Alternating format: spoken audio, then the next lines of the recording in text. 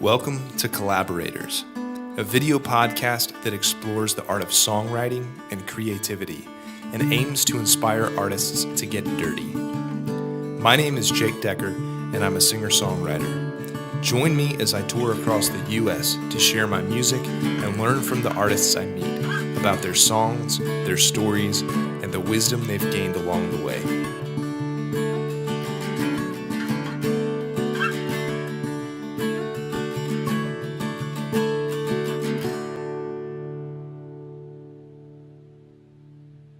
I graduated high school and started on the road with band, and then 4 years into that, I settled down in Nashville and stayed there for a long time. And then I moved here 20 years ago. So I've been here 20 straight years. Would have been 1997. And by 1998, I was like, this is such a big town. I don't know how to negotiate it. I don't know how to do shows. I don't know how to do anything. So I got a hold of this guy named Jay Tinsky, that booked Genghis Cohen. And, okay. And I'm like, sir, I'd like to play at your establishment. And he's like, well, why should I hire you? Why should I book you?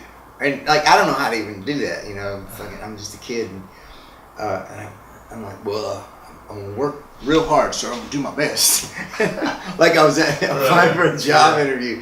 And he's like, all right, I'll give you a shot. And I did that. We did like a residency there for probably like 2-3 years. Okay, cool. The little pews. Yeah. And we'd fill it up, and people would come, and you amass friends in a place, and it started to be a thing. Cool. And then these producers, because everybody's trying to produce something. Everybody's trying to make a TV show or a movie or something. These producers are in the show, and they asked me if I'd want to be part of this reality show about musicians. By now it was probably 2002, and I was like, I don't think so.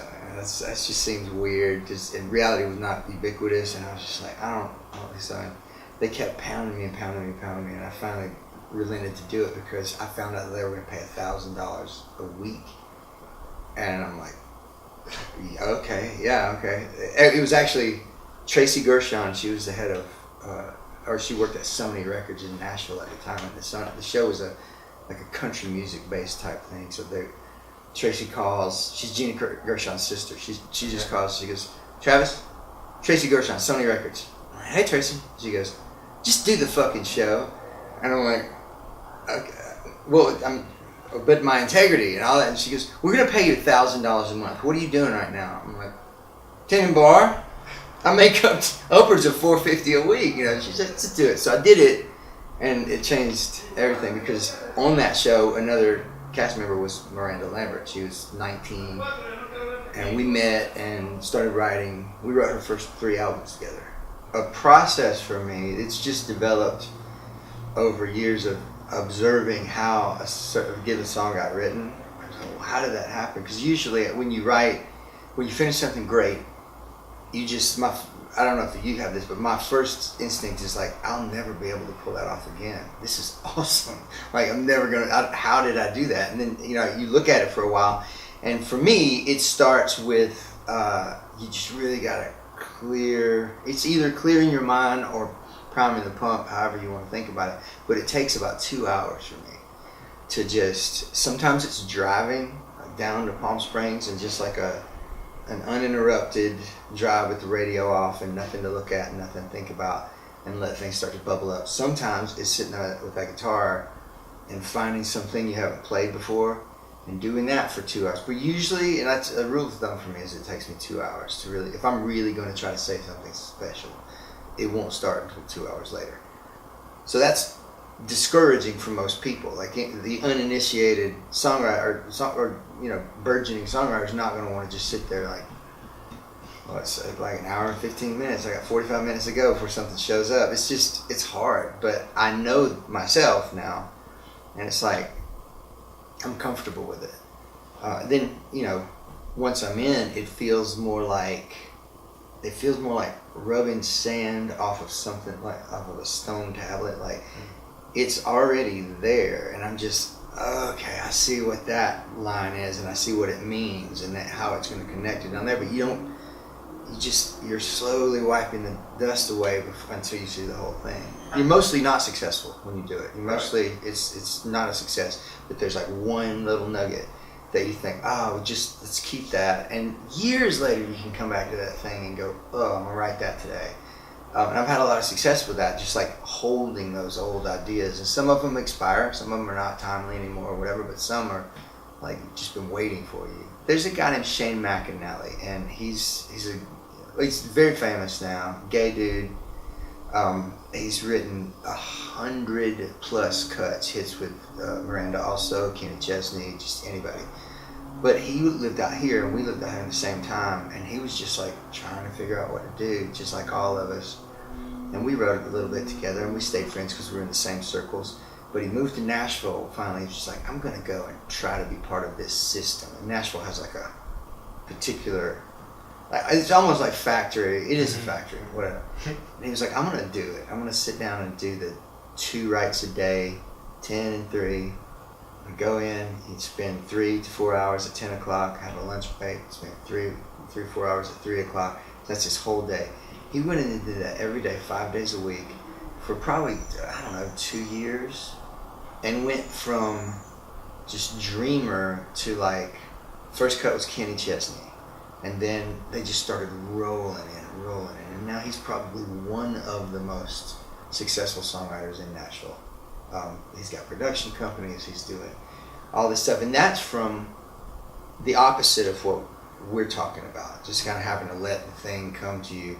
That's from, and I talked to him, he was like, yeah, I don't always be inspired, but I hear the alarm go off, it's 10 o'clock, and it's like, well, I'm inspired. I gotta feed my kids, I gotta pay the, and like that's a way to do it, and there's a lot of purists that'll just, thumb their nose at that.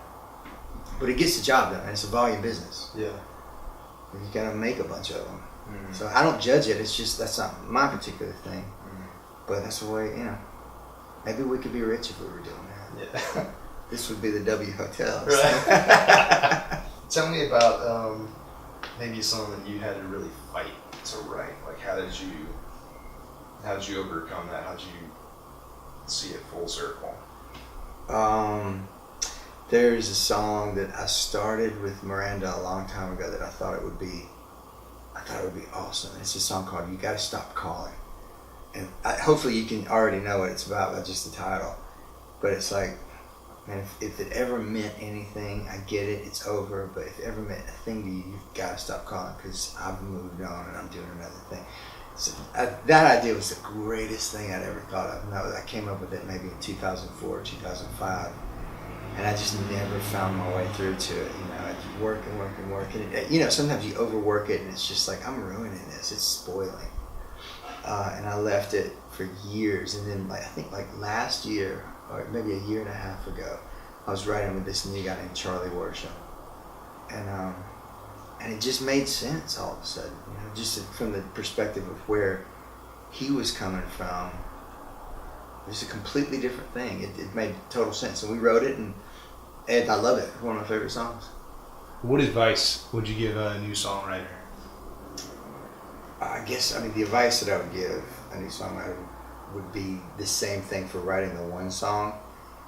Just bear out the 2 hours before something, and let something develop.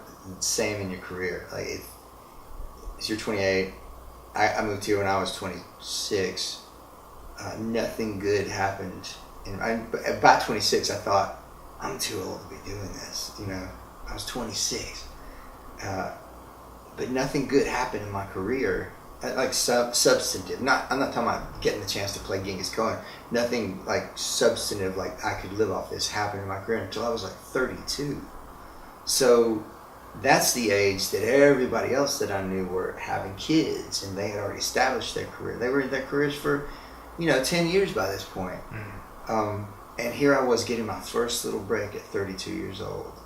But this is not a job like other jobs. This is not something that, there's no health benefits, there's no company loyalty, you have to put off getting married. You definitely have to put off getting married if you're going to do this. So if you've got some sort of family ambitions, maybe this is not the gig for you. But if you love it, it will always come around for you. If you stay on the bench long enough, you get your turn at bat. And just, scooting down the bench, when it's your turn to bat, make sure that you have the intellect and the resources, and you've done the work, and you're skilled enough on your instrument. You know how to talk to people. When you get that time to swing, that's the time. But you'll get it. Like, that's the advice. It comes, but you got to wait and work. Persistence. Yeah.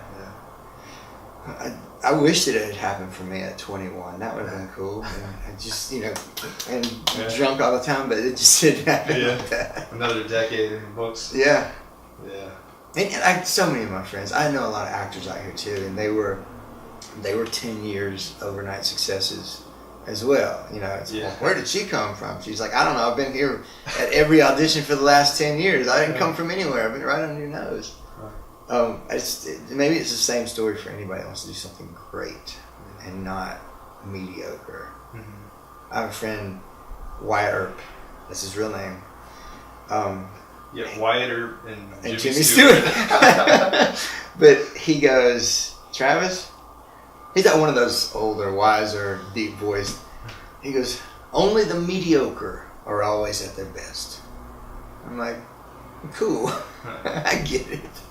You gotta, sometimes you suffer, sometimes it's not fun, sometimes you're awful, but that's what makes you great.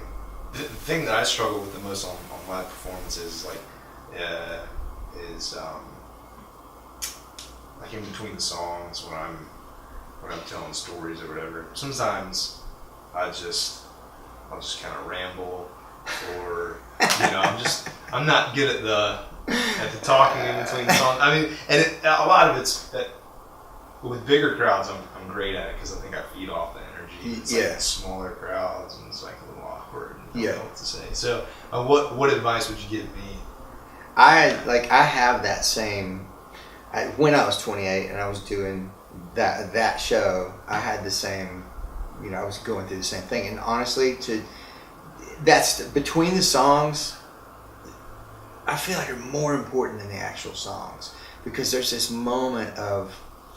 Let me tell you how this was born. I'm just going to show you a picture of my baby. And when someone shows you the picture of your baby, that's the least interesting moment of them sharing their son to you, because it's like, okay, great, another baby. But when you're like, how this thing was born, I've had to go through all those songs that I really love to play and craft an arc of a story to tell them. Okay, so...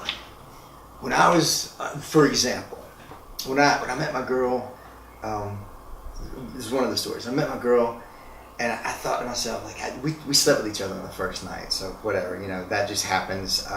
Don't let anybody tell you that it's a bad idea, because it's like I met her, and for the first few weeks, I thought, I just tricked her.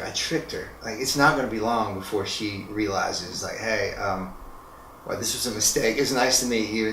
So what I would start doing is I would start preempting what I thought she was thinking with saying it myself. So I'd be like, yeah, you know what? In another few weeks, it really is going to be nice to have met you. I mean, I'm really enjoying this, but I know it's not going to last for long. And she would always laugh it off, and we're probably dating each other for 2 months at this point.